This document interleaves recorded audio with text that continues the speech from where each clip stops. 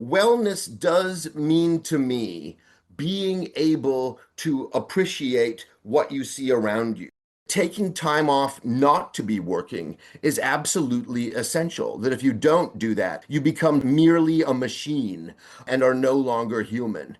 The meditation has to be innocent. You have to be doing it just for the sake of meditation, and that will be the gift to your life. If someone's feeling isolated and that the world has particularly singled that person out for suffering, I just want to say, don't cling to that as what defines you. True healing happens when we open ourselves to the beauty around us. The beauty in the silence, in the trees, in the animals, in poetry, and through the beauty of learning to be present with ourselves again. In this conversation, you will learn tools for addiction recovery and for creativity boost. You will also hear how profoundly natural beauty can be to restore the human spirit. My guest, Aaron Poochigian, is a poet, classic scholar, translator, and author whose life and work beautifully bridge literature, philosophy, and the healing power of nature. Aaron has translated some of the world's most timeless voices, including Sappho and Marcus Aurelius. His writing has appeared in publications such as the Financial Times, the New York Review of Books, and Poetry magazine. But beyond his academic and literary accomplishments, Aaron's personal journey is one of transformation.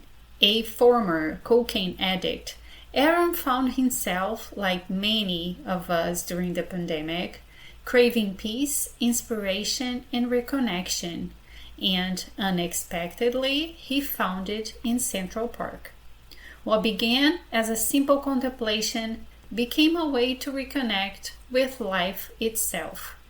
This experience inspired his beautiful new book, 4 Walks in Central Park, a unique guidebook written entirely in verse. This episode is a reminder that creativity is sparked by activating our senses during idle time.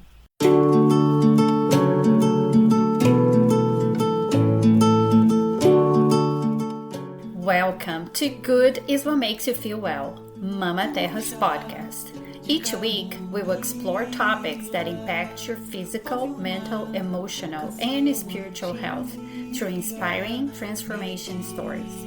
Here, you will find practical guidance and actionable strategies to apply in your daily life.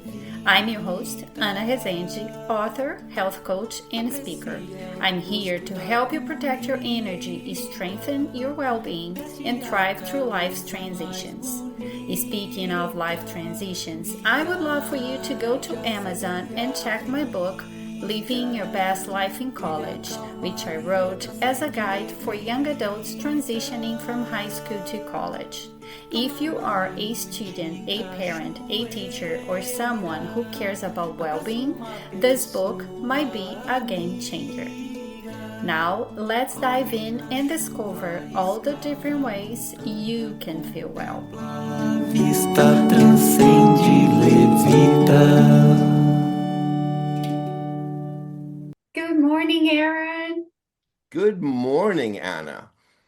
Welcome to Good is What Makes You Feel Well. Happy to be here. Excellent.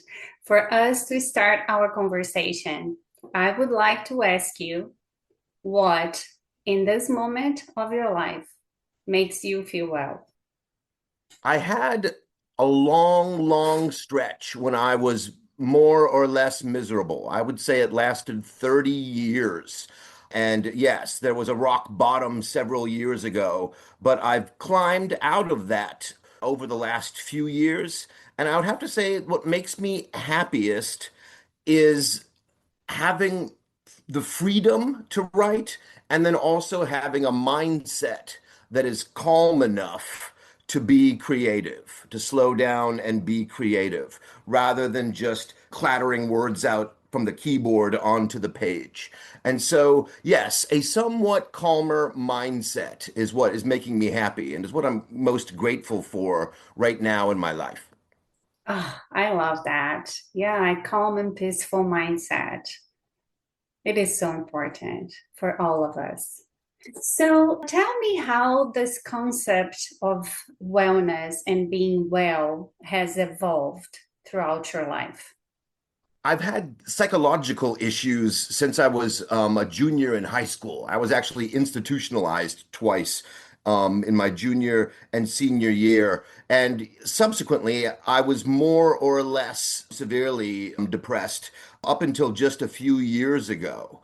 The bottom of that was a cocaine addiction that lasted roughly a year and a half. But what I did to slowly coax myself out of that nasty habit was focusing intentionally on the information I'm receiving from my five senses. It's used as a Mm, method of calming down, but because I'm a poet and there's such an emphasis on the sensorium, on receiving yeah, information from your five senses, that calming practice became the main focus for me. And I decided after COVID lockdown, during which I had the addiction, that I would get out and visit Central Park for several hours every day. I live about 15 minutes from the park. And so it was mm, no trouble for me to visit it daily. And I went there with the intention of making myself well again through the contemplation and the admiration of Central mm, Park. I'd read about a relaxation technique called Shinrin Yoku in Japanese. It translates as forest bathing. And when you do mhm, that, you intentionally focus on each bit of sensory information you receive. You don't force yourself not to be distracted, but it's like meditation. You slowly bring yourself back to that focus. And so out of that evolved my current happy state. I'd have to say I'm happy. And it had been many decades since I'd been able to say that. And so wellness does mean to me being able to appreciate what you see around you. My mind is very as a hectic, even spastic place. And so slowly I've become more able to appreciate not just being out in nature or a nature substitute like Central Park, but appreciating the details of wherever I might be, like a deli or bodega in New York City, appreciating the smells and the activities there. And so, in a sense, I feel like I've finally gotten a life. I was too distracted to be inhabiting and fully living my life.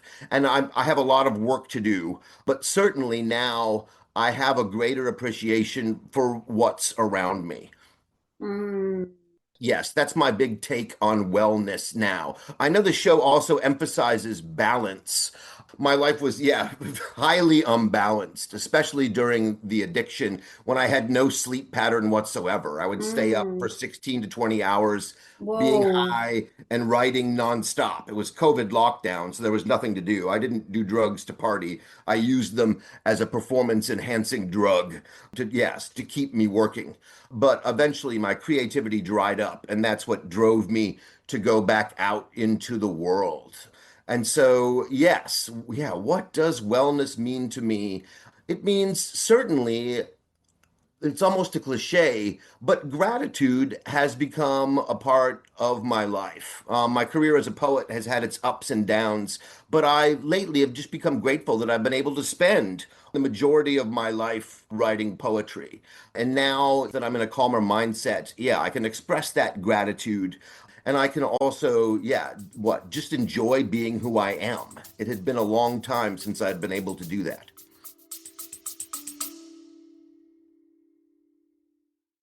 If you are enjoying this episode but don't yet understand the multidimensionality of health, I created a free ebook to help you. It's a simple yet insightful few page book you can read in less than 10 minutes. The ebook link is in the show notes. Now, back to the episode. That is so great. This ability to contemplate and appreciate what is around us. Would you call it living in the present moment? I would, yes. Relevant to this is another project I'm working on. I've translated Marcus Aurelius's Meditations, and that's coming out in January. He's a Stoic philosopher, and I wouldn't call myself a Stoic. I was hesitant at first because I like big operatic emotions. It makes my writing dramatic. But slowly, he won me over. He argues that we only ever inhabit the present moment. We don't inhabit the past and we don't inhabit the future. We're never there. It's only hypothetical, the future, and the past is, yeah, merely our memories and what we choose to do with them. And so he emphasizes that, yeah, that we only ever inhabit the present moment, that it does, when one reaches the end of one's life, seem to have been just a twinkling. And so he slowly coaxed me, yes, into inhabiting this present moment in which yes, he encourages himself and the reader as well through himself to do one's internal work, to alter to one's assumptions and to, yeah, basically accept what he calls nature with a capital N, what nature, that is all the experiences that are sent towards us. And so, in that respect, yeah, Marcus Aurelius, a very wise man and the emperor of the Roman Empire, won me over. Yeah, that is so great. That is so, so great. So you mentioned that you were institutionalized in your junior year in high school, and that, of course, had a big toll on your life. Would you like to just dig a little deeper on that? Yes, I'll talk about. I was institutionalized once my junior year, once in my senior year in high school, and then I'm revealing this now for the first time. I was also institutionalized about 2.5 years ago in the New York public psych ward, Bellevue, which is famously tough. I had went there mostly because I'd reached rock bottom, both because of my drug addiction and then, yeah, my emotional state. I was no longer really able to take care of myself. And so I was admitted there for 10 days. Mm. And in retrospect, I appreciate those experiences. When I was there in a junior year, I just said whatever I had to say to get out. And I took it a bit more seriously my senior year, but I took being, yeah, in a psych ward most seriously when I was there 2.5 years ago. And there are the techniques, I had to grow into it. There's a Mm. lot of group therapy when one is in a psychiatric institution. And I was, until recently, I don't know how to describe it. I describe it as being arrogant about my misery, being arrogant Mm. about my unhappy state.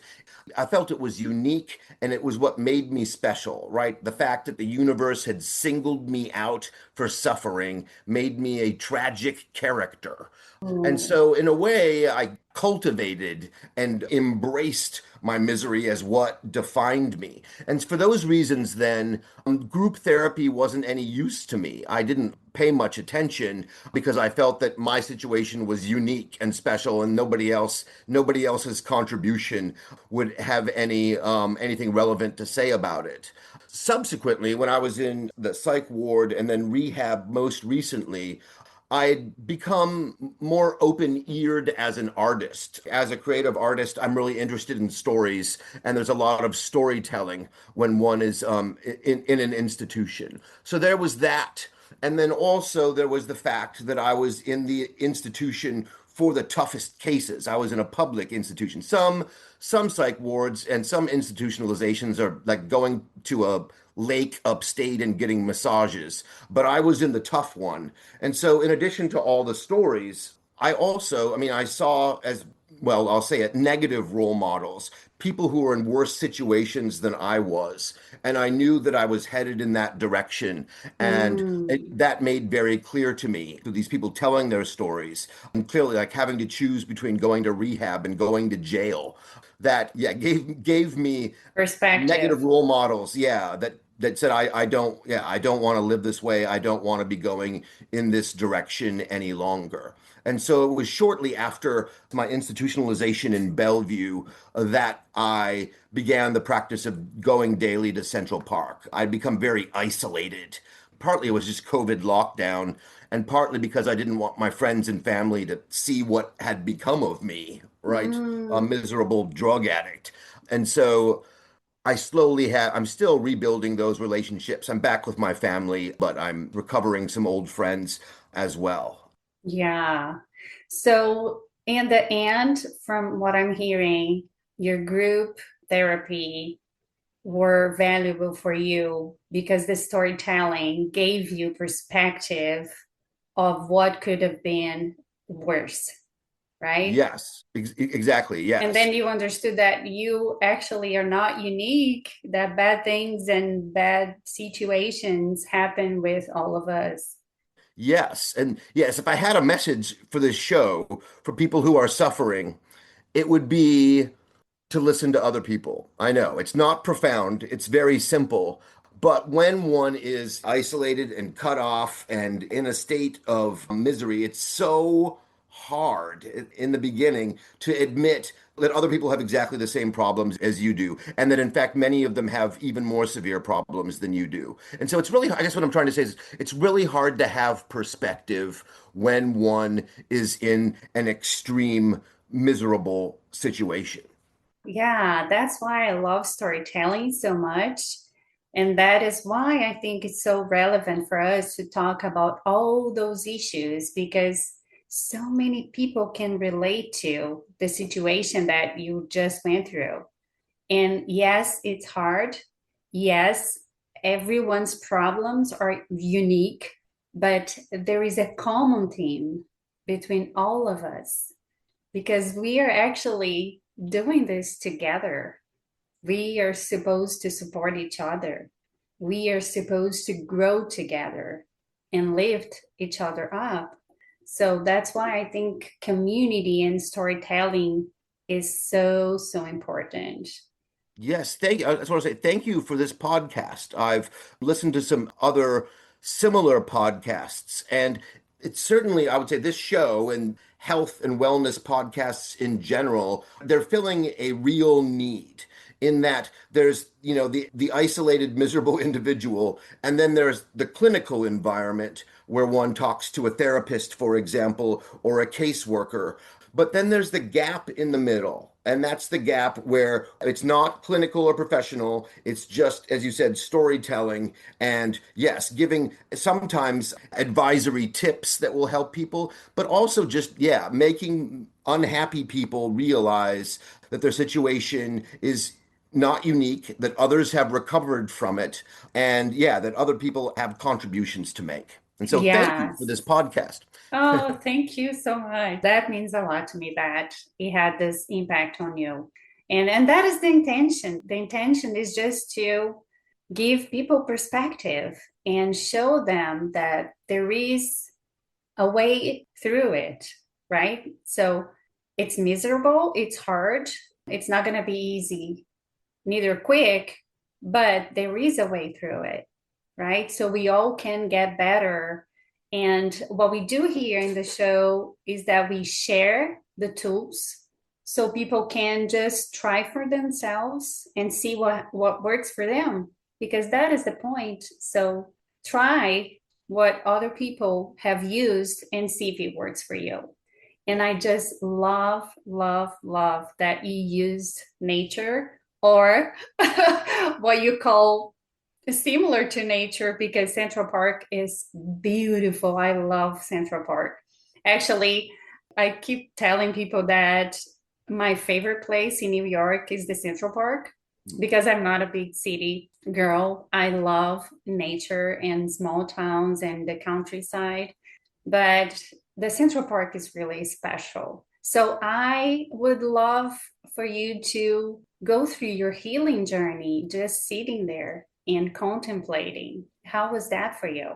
It took me a while. I wanted to become a naturalist. I confess I was fairly ignorant about the natural world. I couldn't identify trees beyond, say, an elm and an oak. And I had no specialty in identifying, say, bird species. I wasn't a birder, but I could recognize most of the animals in Central Park. They're pretty easy, squirrels and chipmunks, and occasionally an opossum. But I went with the purpose of practicing Shinrin Yoku. that was sacred to me. I couldn't write even as much as I wanted to write about it until I got home. I had to just be there and experience it. And yes, I want to certainly in the beginning, coming off the addiction and just a mind that was out of control, it was very difficult for me to start meditating. And there was lots of frustration. But I learned early on not to get down on yourself for a meditation fail when your Mm-hmm. mind gets distracted. And it's the same with addiction. Sometimes there'll be relapses, but you have to take them in stride and not give up and just go back to being an addict again. And so early on, I confess I was not a particularly attentive meditator, though I tried very hard. Slowly, I got better. And then Mm-hmm. I also slowly allowed myself, when I was in the meditation zone in the park, noticing, for example, like the seamless texture of a beech tree or the difference between an eastern bluebird and a blue jay. Slowly, I allowed myself to start taking notes, and then I would go home. And so it became like a seminar on Central Park. The core of it was experiencing what the park had to offer in terms of sensory information, but then I would go home and do research online or consult reference books. There's a great reference book that maps every single tree in Central Park and tells you to what Wow. species it belongs to. Yes, there are a series of maps and every single tree. That book was important to me. I'd bring it with me to the park. And then I'd lean up against the bark of a tree and just slowly go through the trees around me, learn their names, and then learn their characteristics. And Wow. yes, in particular, Central Park is famous for what's called Cherry Hill, that features Yoshino and Kwanzan, native Japanese cherry trees.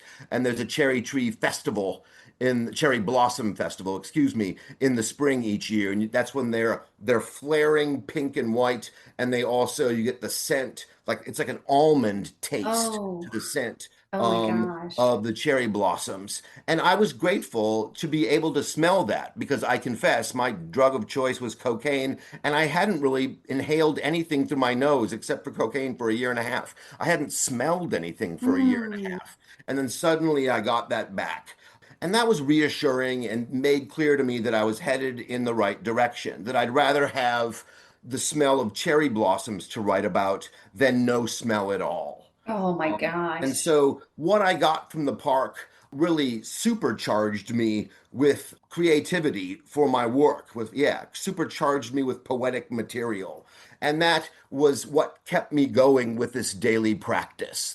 Originally, I had no intention of writing a book. I was just journaling, and that's a different kind of writing. That's personal, that's therapeutic for yourself. You don't plan to publish it. It's just a diary or a journal. But eventually, material from those diaries and journals made clear to me that I could write a book and that, yes, that it could sort of plot my journey in the park and encourage, hopefully, have people experience a similar solace in the book or in the park when they go there. That is so awesome. That is so awesome. I can imagine because nature is the source of inspiration. If we pay attention, if we contemplate, like I said, it is so magical. It's so miraculous, everything that comes from it. It is poetic, right? So, Inherently poetic, yes. And that yeah. it's the feeling, I think it's also the feeling of a getaway or a Mm, recreation or a vacation. Certainly, I try to appreciate all the sensory details I get in the grid of the city when I'm walking around. And I've gotten better at that, I think, because of my meditation in Central Park. But that feels like you're in the middle of a hectic situation. And so it's very different. I mean, I write about the city in various ways, and I don't want to criticize it. I love the city. I love Manhattan in particular. But yes, nature has the blessing of all of that sensory information, and then also the feeling of, being away, of having gotten away from everything that's busy and distracting. And so it's the special combination, certainly. Yeah, I regard Central Park as nature as many people do, even though I know that it really isn't. I mean, it has the same species of trees and birds and animals that real nature has, but I regard Central Park as like nature concentrate.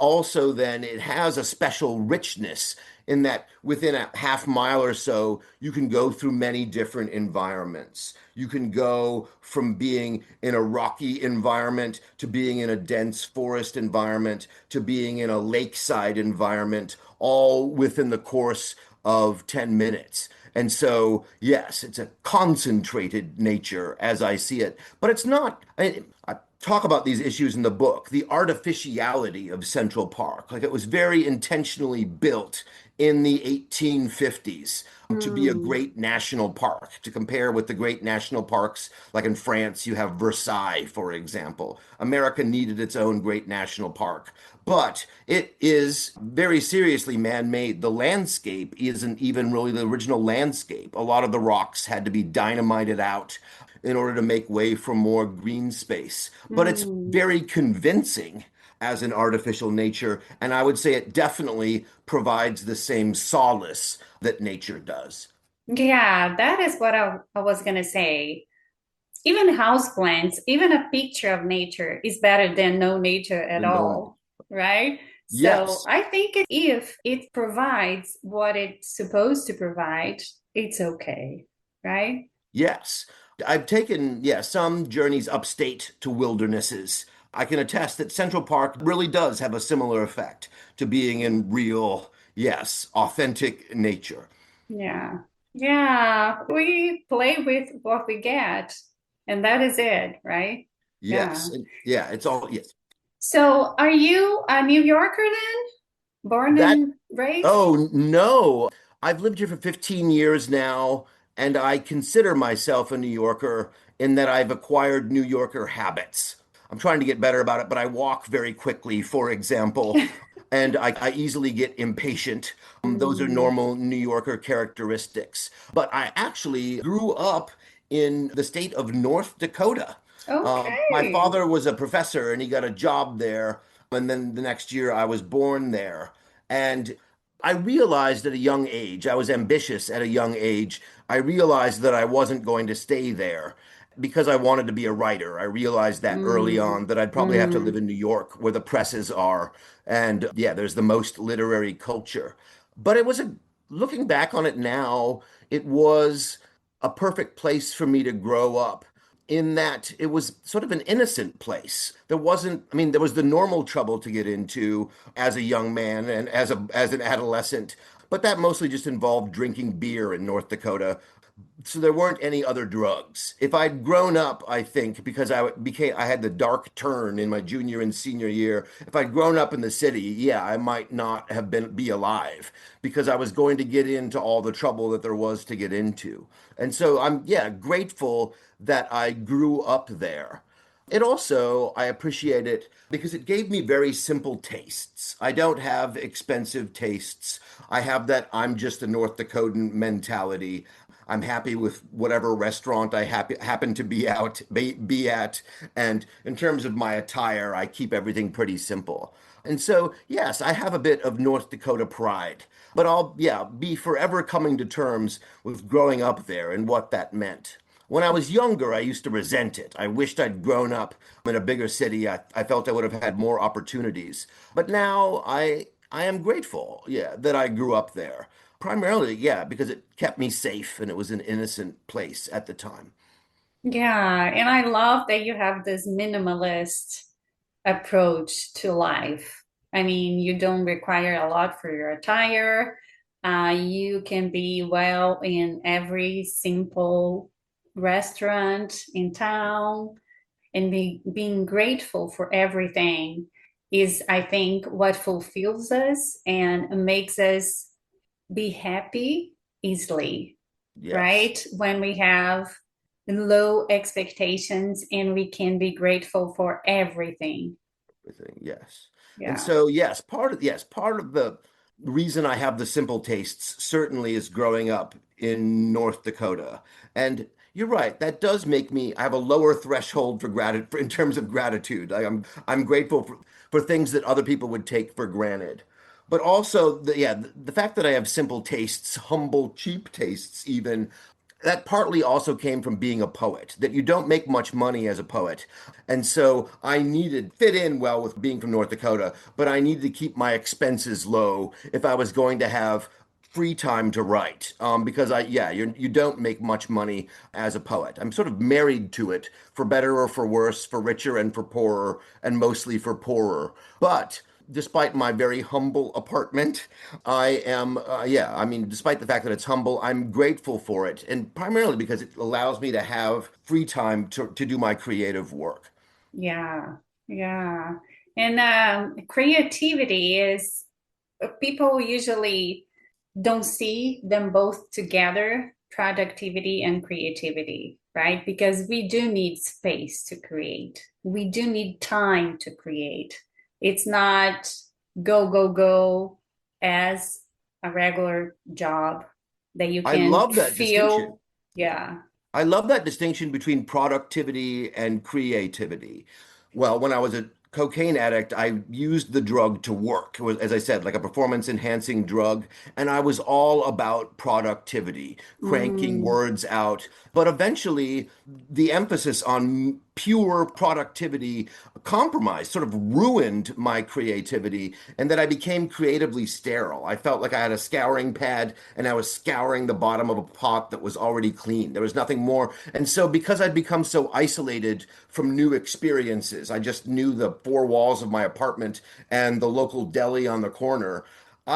Without new experiences, my creativity languished and I mm, felt dry. And that was another impetus to force myself to go out, for example, to Central Park and have new experiences. But I worry about, yes, my fertility as a creative artist. And I've realized that taking time off not to be working is absolutely essential. That if you don't do that, you become merely a machine and are no longer human. And so that distinction between mere productivity and creativity, yes, is really important to me. Because I'm worried about my personal creativity, I read a bit about it, and psychologists have been doing a fair amount of research on creativity. It's a whole field of study within psychology. And the general view is that you need, on the one hand, to have some technical skill so that technical habits become second nature. And then on the other hand, they talk about flow or the zone. They use an abstraction. And so the combination of technical skill and being in the zone creates a creative state. And I found that to be true in my own life. And so when I'm doing some kinds of work that I don't consider creative, I can just crank it out, push myself through it to finish, finish, finish. But you can't have that mindset when you're trying to be creative. You have to slow down and inhabit all the possibilities and allow your mind to have associations, sometimes off the wall associations that one's rational, sort of business-like mindset is incapable of. And so, yes, there's a kind of slowing down and even a meditation before I go into try to inhabit my creative work again. yeah. And what I have been reading about is that regarding productivity, it's a growing actually research field says that having the breaks and having the pauses and the idle time is actually valuable not only for artists but for every single person work any job, because that is when we can give our brains some rest and then achieve the flow state in whatever we are doing. I like that very much. Yes. I mean, it especially applies to New Yorkers who are famously busy, busy, busy, and always rushing and not taking any time off. They fill like every moment of their day with work. Yes, they have their distinct personality. But it took me a while to learn that I not only wouldn't be happy living that way, but that in terms of my poetry, I'd be less productive by emphasizing productivity so much. And I liked how you talk about, the downtime is the space when the creativity happens. My poet friends and I joke about this, that you can be working to try to get a line just perfect, one line of poetry. You can work on it half an hour, 45 minutes, an hour, not get it. take a little break, just go for a 5 minute walk to the grocery store or whatever, the right idea, the solution just pops into your head. And so, yes, I experience that, the downtime leading to creativity. I experience that daily. Yeah, yeah, me too. And every time I'm walking, I have so many ideas. It's unbelievable. Yeah, that is another thing that I love to talk about. You know, to give ourselves permission to stop and be idle, like not doing anything, because I think New Yorkers might say, vacation is for doing something else, but we do need that idle time of not doing anything. And we need to give ourselves permission to do that. And then we will allow other people to do it as well.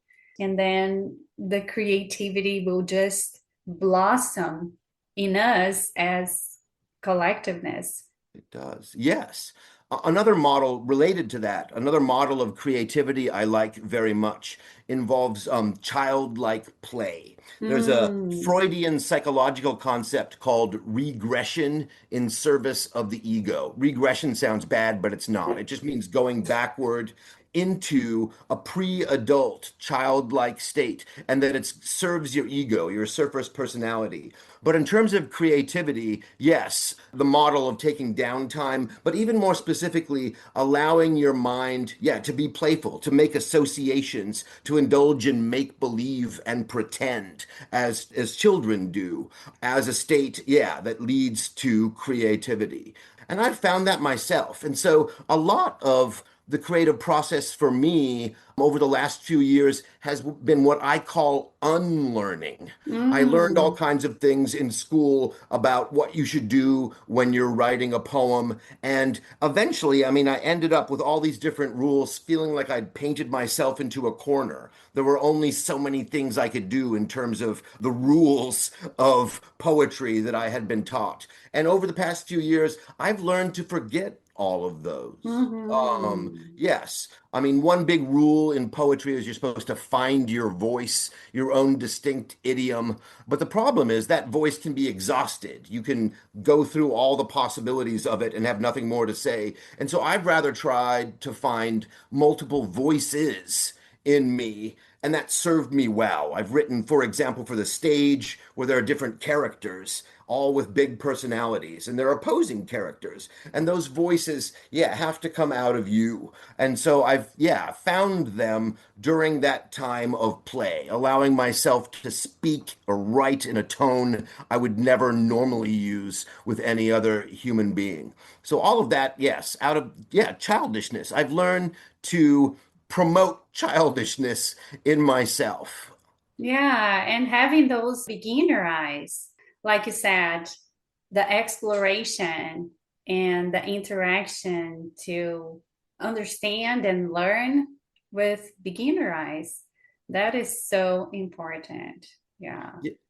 In the Central Park book, talk about it briefly. The second book starts at a gate in Central Park called the Children's Gate. Mm. Each of the gates around the park has a special name. There's the Artist's Gate, the Hunter's Gate.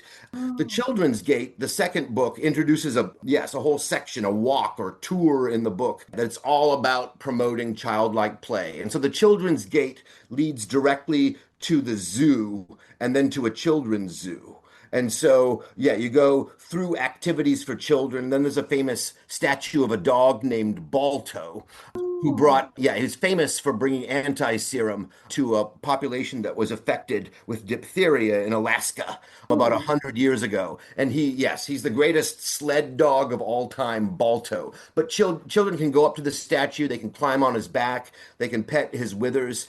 And then that tour also leads to the Alice in Wonderland monument, which is Oh. kind of the climax. Alice in Wonderland, she's sort of the empress of pretend, has its climax with this, yeah, with a radical state of pretend and make believe. Yeah, childishness. It's usually pejorative. People talk about it as a bad thing, but yeah, I want to promote it as much as I can. I'm going to use this platform to encourage childish or childlike behavior in the audience. Yeah, and I'm 100% with you. That is what we need. The love and acceptance and the beginner's eyes to contemplate and to play and find the flow state, because that is what everyone needs. I I use the childlike state or the beginner's eyes. I like that very much when I go into the park to meditate. Now I know a lot about it, and because I wrote a book about it, I have this professional connection to it. And that has, in some ways, yeah, my experiences in the park have lost their innocence, and that I've got to do things when I go there. And so I try when I unlearn all of that and reject all of that, yeah, to look at the park with the beginner's eyes, as you said, to get back to just, okay, what exactly am I experiencing right now in the present moment? And so yes, I've done some years of meditation now, but I still, yes, my mind is very easily distracted. And so yeah, my meditative state, sometimes I can go a good 5, 6 minutes without a distraction, but yeah, sometimes it's shorter. But slowly, slowly, yeah, I've gotten better with it, and I've gotten better results out of it. And that the longer you Mm-hmm. do it, I find the longer that state of calm continues after it as well. Yeah, so I love the saying that one of the meditation teachers of mine, she says, we meditate not to get better at meditation, but to get better at life. Good life. Oh, yes, I love that. That, yeah, the meditation has to be innocent. You have to be doing it just for the sake of meditation, and that will be the gift to your life. I like that very much. Yeah, and lots of people think that meditation is to clear your mind for the whole time you're sitting, but actually, that's not gonna happen, never. So, what you said, if you are able to not think about anything for 5, 6 minutes, that is a whole victory, because the point is to be aware of your thoughts. And every time a thought come in, if you are aware in the meditative state, you can bring your attention to the present moment again, to the nothingness again. And that is the process. And that is the exercise. It's not that you're going to Have a sit for clear 20 mind, minutes. but Yeah. to learn how to acknowledge and yes, and then eventually let go of whatever the distraction is. Yes, it took me a while to figure that out. In the beginning, when I was trying to meditate, I didn't understand it properly. And so when I would get a distraction, I'd get angry with myself and swat at it like I was swatting at a fly, right? And that just works you up and makes it harder to get back into the meditative state. And so I like that. I mean, you don't regard the distractions as failures Hmm. necessarily, but the whole purpose of the project of meditation is to move from the distractions back to as empty a mind as you can muster. Um, Yes. yes, It thank you. it's Do always you it's always that exercise of bringing the awareness to the nothingness all the time. are you a meditation coach yourself? Do you lead meditation No, I'm practices? not You a should. no. You should. I have been meditating for the past 3 years, and I'm getting better at life with it. And that's the goal. But we can only get better with practice. So it is an exercise, it's a daily exercise. Yeah, no, thank you for that. Yeah, it's something that yeah can play out in the future, maybe. So let's talk about your book. You mentioned little parts and pieces of it, and I think it's so interesting. You mentioned the creative process for it, but yeah, talk about as much as you want. Oh, very well. The book is called Four Walks in Central Park, and it's set up to be a fully functional tour guide, but also Mm, the material that goes into the four tours is meant to be a kind of stand-in for going to the park, in that the poetry itself encourages a meditative state. I write a rhythmic and also I write in rhyme, not hmm. cliches. I write in a very contemporary style, but the rhythms of the regular rhythms of the poetry with their substitutions and the rhymes themselves are meant, if you say them aloud or even imagine the words in your head, are are meant to encourage a calming meditative state. But Mm. I also set the book up with maps and itineraries so that someone can use it as a fully functional tour guide in the park. There are two speakers in the book. There's the character I call the docent or the tour guide. He's the speaker throughout the four walks. And then there's a friend, an old friend of the speaker who's addressed as you and is being introduced to the park for the first time. And so, Mhm. yes, the you is meant to be a best friend of the speaker, but I mean, the reader of the book ends up applying that you to him or herself. Mm. And so it becomes not just a guided tour through the park, but my attempt at a kind of guided meditation through the park. Poetry, I found, lends itself to eliciting a kind of meditative state, even more than prose. In poetry, with the imagery you use, you're trying to capture the essence of the experience rather than giving all the details in it. You choose a few select images, yeah, that represent the whole. And so, with that emphasis on essential details of an experience, and then the rhythm and the rhyme, the book is a stand in for being in the park and promotes meditation. What I loved about writing the book was learning so much history about the park and learning so much information about the various species that were there, the trees and the birds and the animals. I felt like I had gone back to, like, it was like a seminar I put myself through. I felt like I had gone back to undergraduate school. Those Mhm. were, when I look back on the bad years, those were my least unhappy years in undergraduate school, where your job is just to learn cool stuff all day long. I wish I'd never graduated from undergraduate school. I wish I were always there, but I had to grow up and become an adult. So, in addition to the meditation I was doing in the park, I did a systematic study, like a naturalist, of the species that were there and learning, for example, when they bloom, when they turn yellow, when the leaves turn yellow, when the leaves fall. Central Park's great in that you get, whereas the upstate you have mostly native trees, trees native to New York. Central Park's kind of a petri dish, mixing together all of these different species. And so you'll get, for example, those cherry trees brought in from Japan. And I learned the history of that and their associations with different kinds of Japanese religious practices, like Japanese Zen Buddhism, and then also the Shinto religion.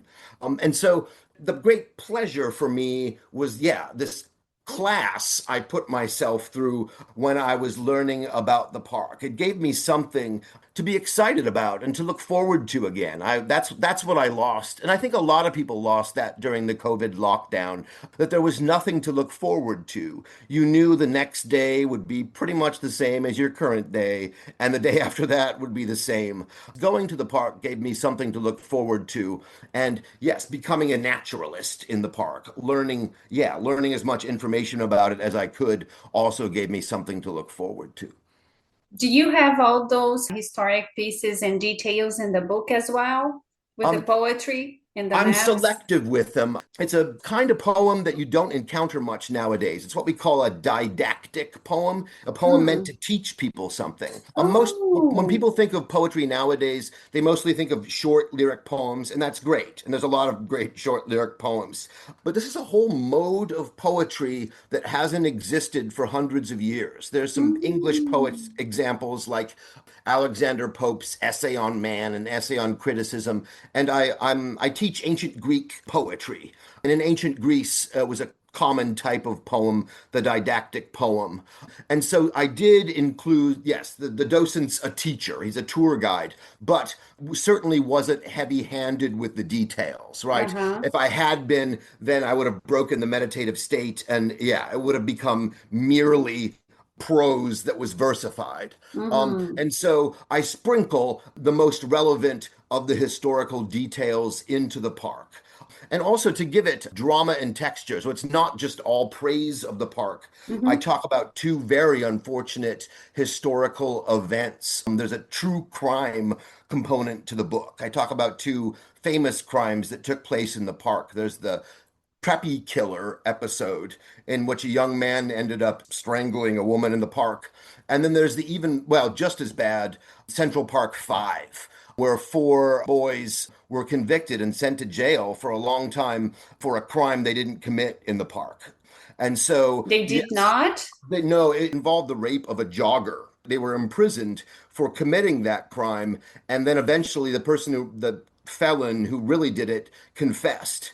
And so they ended up suing the city for, they should have. But I know, but even all the money they got, like being imprisoned for even a week isn't worth $1 million to me.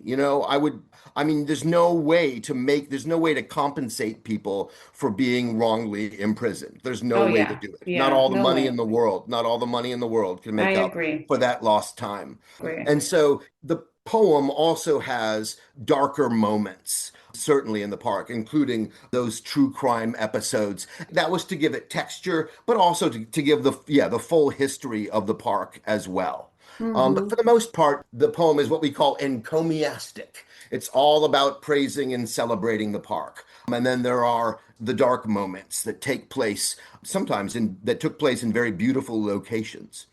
Yeah, that's how life is, right? We have the Yes. dark moments. Yes, the balance. Yeah, perfect. Love it. Do you want to tell people where they can find your book? Certainly, yes. It's available everywhere. It's available on Amazon, at major bookstores like Barnes and Noble. A Mm. number of, yes, your local bookstore may or may not have it, but a number of the local independently owned bookstores in New York are carrying it as well. And so, yeah, if you just type in Four Walks in Central Park, it will show up. You can purchase it from, yeah, whichever bookseller is your favorite. Excellent. And I'll have a link in the show notes so people can find it easily. And would you like to let people know of any other books of yours? Yes, a book I recommend. I mean, I've done a fair amount of ancient Greek translation. Mm. And a little while back, I translated, it was for Penguin Classics. It was my first translation, the poetry of Sappho. It Ooh. changed my life. I translated it during a very dark time in my life when I was very lonely. And those poems, I was the translator, but they've stayed with me throughout my entire life. She teaches a very sensory, kind of an extravagant, luxuriant way to live with big emotions. And Mm. inhabiting that voice, I called it writing in drag, right? I inhabited a female voice as a male. And creatively, that was so good for me to have to inhabit and make credible a voice that was so different from my own. And so, because that experience was life-changing for me, I hope, yeah, that book will also have some permanent effect on the people who read it. It's called Sappho Stung with Love. And you translated it from Greek Yep, to English? I did. Wow. Amazing. Amazing. Yeah, I'll put that on the show notes too, so people can check it out. I am certainly gonna read that book. Oh, thank you. I love poetry and I'm gonna buy a book. In reverence of my love for Central Park, I think it's really appropriate. Yeah, and I love poetry Very good. too. But you are very much a nature person, you said. I But am. when you go to the city, it's too busy, it's too much for you. There's too many people, perhaps, as well. The bustle makes you restless. But then as soon as you get to Central Park, it's like you're back in your native environment. Oh, yes. Yeah, Um, yeah. And that is the feeling. When you mentioned at the very beginning, you said you were getting away going to the Central Park, right? yes. So the feeling that I got is that you were going back to your roots. Yes, regressing. And Yeah, I talk about regression to both the child, a state of childlike play. Yeah, it's like I was getting out of being an adult with all kinds of pressures and responsibilities, right? Going yeah. to another place to bring the childhood analogy again to a childish place or to, yes, a beginner's place, a place where I could Uh-huh. start all over and learn about something I knew nothing about in the very beginning, become a botanist and a naturalist, counting the number of lobes on a leaf, for example. Oh my gosh, I Yeah, it was love that. so good for me. Yeah, I love that. Is there anything else that you would like to mention that I did not ask? No, I just want to repeat that message I made before that, yeah, if someone's feeling isolated and that the world has particularly singled that person out for suffering, I just want to say, Don't cling to that as what defines you. I came to regard my misery as my whole identity, as what made me special. I want to discourage people from feeling that way. It's hard to let go of that because it is your whole self-definition. But there are other people, if you're suffering, who are suffering in the same way as you are. And it really does help to talk to them. Yes. Oh gosh. Would you like to read a little bit of one of your poetry I would love for to. us to, I'll yeah, This is called the invitation. I invite you, the reader, to join me, the speaker. It's not really me, it's the docent. He knows more than I do. Whereas I had to look things up, he just knows things. And so, yes, I'll read this little bit from the invitation. It'll take just like a minute, minute and a half. Perfect. We struggle, but there's always Central Park, offering water that upholds and bark to lean on. People need its long, lake-flecked recovery, its roots and shoots and birds. Writers, they leave their worlds of words, but Frederick Olmsted, landscape architect, and his ingenious right hand Calvert Vaux left us a good-sized earth as their bequest. The public rectangle runs 50 blocks from north to south, a half-mile east to west. I know that head shake, like you're asking why. Why sacrifice Manhattan real estate? America deserved its own Versailles, one not grown only for a potentate. We needed both groomed lanes where a tycoon with coattails could parade his horse and buggy, and lawns where clerks and maids could meet and talk outside their tenements and off the clock. We needed more than bathhouse or saloon. So blueprints, pumps, and shovels turned dank, muggy acreage to a new world paradise that grants asylum where the concrete ends. And yet you've never been there. We've been friends since make-believe back home in yards of yore. I know you too well. Time for some advice. Because you haven't left your office much for years and don't try new things anymore, play hooky. Yes, fake sick. And we'll explore that curious retreat. The sheep and nice and willow trees will get us back in touch with texture. Holidays outside the box are what keep people from the loony bin. I've got it all planned out. 4 days, 4 walks, redressing stress, gloom, burnout, and deflation. 4 days of trails and tales and recreation. 4 days at large. We'll quest beyond time clocks and worldly wages for the Cheshire grin. What do you say? You'll do it? Yay, you're in. I love it. It is Thank you. so good. Thank you. Very good. Oh my gosh, that was the perfect ending. This book is a must read. Thank you so much for writing it. And thank you for being so open and honest and sharing your story. That is really meaningful. Yes, Thank you. yes, and I'll express gratitude in return just because I've become a fan of wellness podcasts in general. Yes, that you should be thanked for giving that middle space, right, between the unhappy individual who's struggling and the clinical environment. There's this space where people can talk about the everyday practice of recovery and healing. Yeah, thank you so much for being part of it. Thank you very much.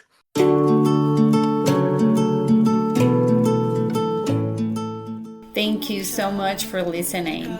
If you enjoyed this episode but don't know where your health stands right now or how to start your wellness journey, I've created a free wellness quiz to help you. It will take you 2 minutes to find out where you are and how to start. The quiz link is in the show notes. See you in the next episode. Until then, remember, good is what makes you feel well.